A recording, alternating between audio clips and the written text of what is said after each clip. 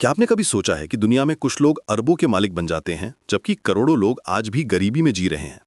ये सिर्फ किस्मत या मेहनत का मामला नहीं है।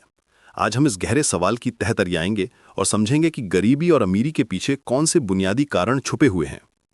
दोस्तों, सबसे पहले एक चौंकाने वाला तथ्य जान लीजिए।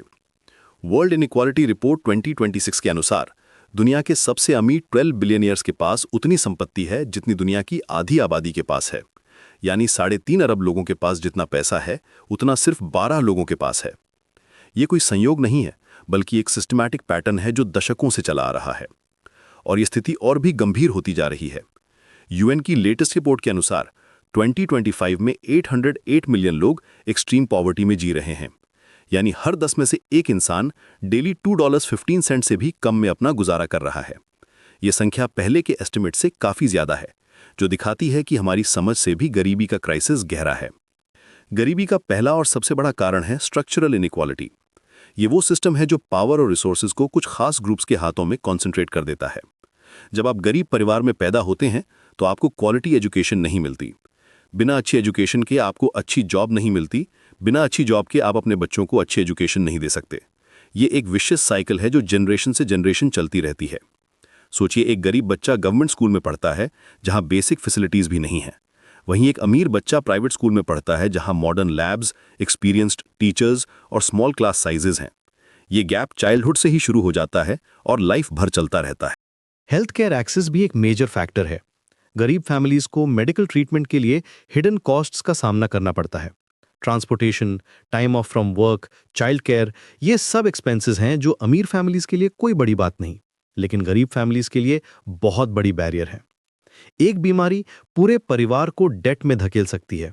मैंने देखा है कि कैसे एक सीरियस इलनेस के बाद मिडिल क्लास फैमिलीज भी पॉवर्टी लाइन के नीचे चली जाती हैं। अब बात करते हैं वेल्थ अक्यूमुलेशन की।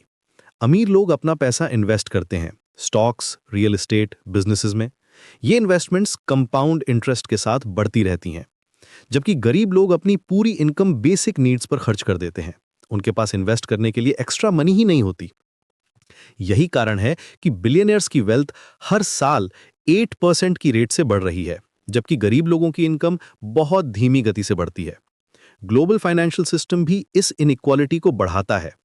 रिच कंट्रीज को चीप लोन्स मिलते हैं और वे स्टेडी रिटर्न्स कमाते हैं, जबकि डेवलपिंग कंट्रीज को एक्सपेंसिव लोन्स लेने पड़ते हैं और उनका पैसा रिच कंट्रीज की तरफ फ्लो होता रहता है।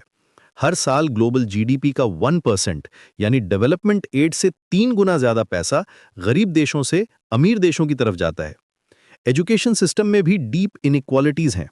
प्राइवेट स्कूल्स में पढ़ने वाले बच्चों को better resources, smaller class sizes और मोर अपॉर्चुनिटीज मिलती हैं। गवर्नमेंट स्कूल्स में अक्सर बेसिक फैसिलिटीज भी नहीं होती। ये एजुकेशनल गैप बाद में इनकम गैप में कन्वर्ट हो जाता है। सोशल नेटवर्क्स का भी बहुत बड़ा रोल है। अमीर फैमिलीज के बच्चों को इन्फ्लुएंशियल पीपल से कनेक्शंस मिलते हैं। Job opportunities, business partnerships, investment tips, ये सब इनफॉर्मल नेटवर्क्स के थ्रू मिलते हैं। गरीब फैमिलीज के पास ऐसे नेटवर्क्स नहीं होते। ये एक इनविजिबल एडवांटेज है जो बहुत पावरफुल होता है। टैक्स सिस्टम भी आयरॉनिकली इनइक्वालिटी को बढ़ाता है। मिडिल क्लास लोग अपनी इनकम का बड़ा हिस्सा टैक्स में देते हैं, लेकिन बिलियनियर्स अक्सर प्रोपोर्शनली कम टैक्स पे करते हैं। वे tax havens, complex financial structures और लीगल लूप होल्स का यूज करके अपना टैक्स बर्डन कम कर लेते हैं। पॉलिटिकल इन्फ्लुएंस भी एक क्रूशियल फैक्टर है। बिलियनियर्स ऑर्डिनरी पीपल से 4000 गुना ज्यादा पॉलिटिकल ऑफिस होल्ड करने की संभावना रखते हैं। वे पॉलिसीज को अपने फेवर में शेप करते हैं, पब्लिक सर्विसेज को अंडर फंड करवाते हैं और प्राइवेटाइजेशन को प्रमोट करते हैं, जिससे उनके बिजनेसेस को फायदा होता है। जियोग्राफिक लोकेशन भी मैटर करती है। रूरल एरियाज में अपॉर्चुनिटीज कम होती हैं, ट्रांसपोर्टेशन कॉस्ट्स ज़्यादा होती हैं, हेल्थ केयर और एजुकेशन की एक्सेस लिमिटेड होती है। ये जियोग्राफिक डिसएडवांटेज जनरेशनल पॉवर्टी को परपेचुएट करता है। फ्रैजाइल स्टेट्स में तो ये प्रॉब्लम और भी सीरियस है।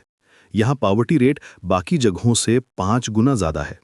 मेंटल हेल्थ का इम्पैक्ट भी अंडर एस्टिमेटेड है।